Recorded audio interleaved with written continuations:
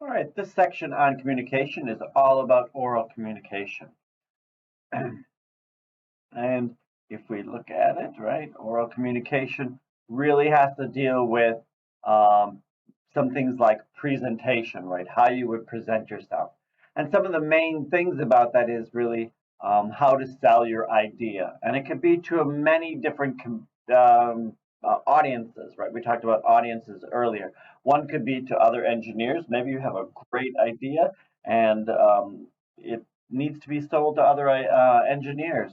That's a very common thing to be able to try and sell your idea to other engineers. So you need to have some technical type of presentation for that. Could be to the company itself, so higher management, which may not have all the engineering degrees and information that you know. And last might be the community. Maybe you're talking at a town meeting or city meeting or something like that. So you need to know your audience that you're talking to and how to sell your idea.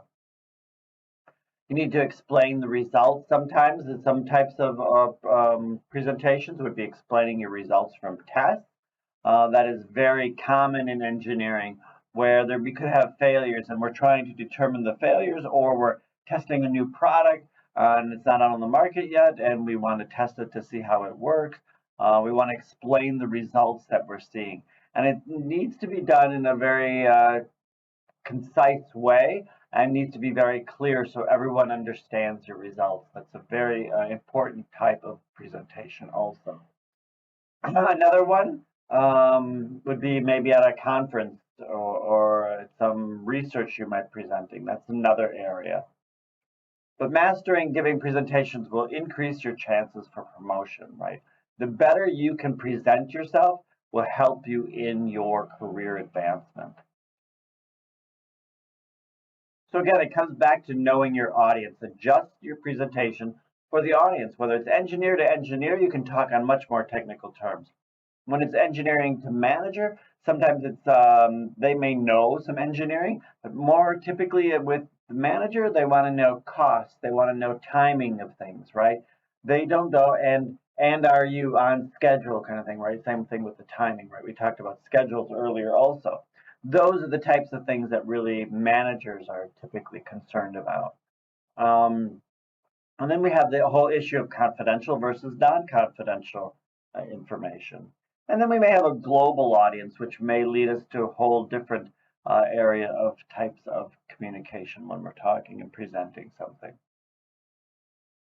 So in a presentation, there's different sections of a presentation. The first part is the introduction. Typically, you want to get the audience's attention. The title slides really aren't worth a lot. You'll see, like in these presentations that I do, the first one really is worth absolutely nothing, right? It's just saying what the title is about it. Sometimes you can add things in there to kind of draw people in more.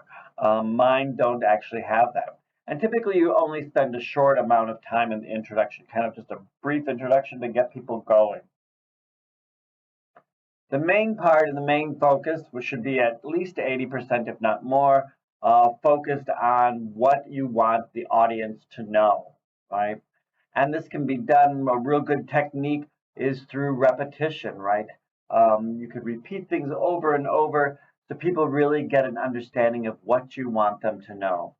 Another good thing is to have in presentations, if you're doing PowerPoint, some chapter designators can kind of lead the audience to know what they're talking about. A chapter designator is something that looks like this, right? So this is an example slide of a chapter designator, right? I had the oral slide in here before, right? That's the chapter designator. And then the last part, of course, is the presentation is your conclusion. Summarize your key points, what you want them to take away from it. A lot of times, again, repeat things again, whether it's reusing slides again if necessary, just to really get that information into people. Okay, so they really understand. All right, so what can we do to really make our presentation effective, right? What are some things we can do? One is to add visual aids. And a study was done that said if you just did an oral presentation alone, 3 hours later, only 70% of the people really remember things about it. And 3 days later, only 10%. If you did only a visual presentation, you'll see it got better, but not great. 3 days later, it's twice as much, but 20% isn't much. But if you did some combination of both, people really remember things a lot more. So that's a good thing that you need to do, is to really put some visual aids into your presentation. And we talked about charts, right, and tables and things, and graphs. That type of information really will sink into people if they see that. Other things can be photos. You can add in photos themselves, can explain a lot. Animations will help explain things. If you have an animation or a rendering of something and you want to discuss this mechanism, it's much better to have the mechanism there and pointing to it and saying, oh, here we've got the cam in here, which is driving this this threaded screw kind of thing, and then it's indexing this gear as it goes along. It's a lot easier to discuss that way. Schematics, if you're doing electrical or pneumatic type thing, as engineers, are very important for us. Maps could be used. Physical objects themselves can be used in describing and showing what you're presenting. The presentation itself, you can give handouts, you can use transparencies and slides, which aren't used so much anymore. Typically, we use PowerPoint or some form of that. Blackboards or whiteboards are really good also for people, and flip charts and wall charts can be used. A few tips to remember is to keep things simple. If you're using PowerPoint, just keep it simple, make it readable. You can see how this is very small, which is bad. Make it interesting. Don't make every slide just a graphic itself. Kind of, mix things up a little bit. Don't be too cute with things. Other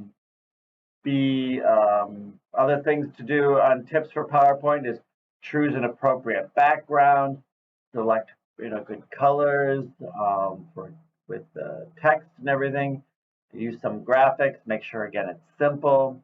Be consistent and limit words, right? I have a lot of words on here just because I also use these for notes for you. But typically, this is not a good way of setting up these slides. Again, be careful with fonts and the colors of fonts. The use of titles. Limit capitalization because it sounds like you're shouting, right? Check, of course, spelling and grammar. And always refer back to your slide. Of course, leave plenty of white space, limit special effects, and also back up your work. And this is if you're going to be taking your presentation somewhere, right? Make sure maybe you have it on a flash drive. Make sure you have it stored in the cloud somewhere.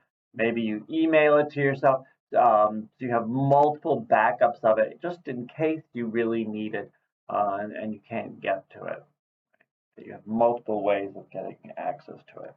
So here's an example of a bad slide, right? We could do one that looks like this, and you see this purple and green are absolutely horrible, and it's really bad on the white, and we're using some weird font, and it's all in caps, right? And we're using a lot of really funny transitions, which is very distracting, and the font, that one, no one can read that font. And again, we have way too many animations, too many different transitions and colors.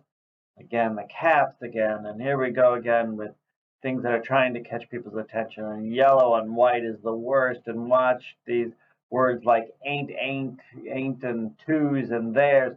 Make sure all of that that we kind of are using the right ones, and we don't use ain't kind of a thing, right? Last, too much on one page and too many gadgets and everything is really not a good thing. Maybe only this Geneva wheel is really put in place on here, but all of this other just looks absolutely horrible. Again, prepare for presentations. So make sure when you do a presentation that you are prepared. Don't do it the night before. That's always bad. Do dry runs. Make sure you're familiar with the equipment if you can. Some rooms you may not have ever used before, so you aren't familiar with it. Ask for help to get there a little early and ask for help. Always greet your audience. If you're like me, you get some anxiety kind of doing presentations and getting in front of people. I know I do. One thing is to really be prepared, practice your speeches. The other thing is to realize you will make mistakes, and there's nothing wrong with that. We all make mistakes, and it's okay. Admit them and just kind of go on from there. Um, the last thing is to practice, right? Practice, practice, practice. The more you practice, will reduce the amount of anxiety that you will actually have. All right, let's look what, and then also be enthusiastic, right? Watch your body language, maintain eye contact, talk to everyone in the room. Right? These are typical type things you probably already are very well aware of. Also, again, use a strong voice and confident voice. Make sure it can be heard in the back of the room. Um, Always direct your audience's attention to certain things on your slides. Don't block the view of the slides and avoid distracting habits.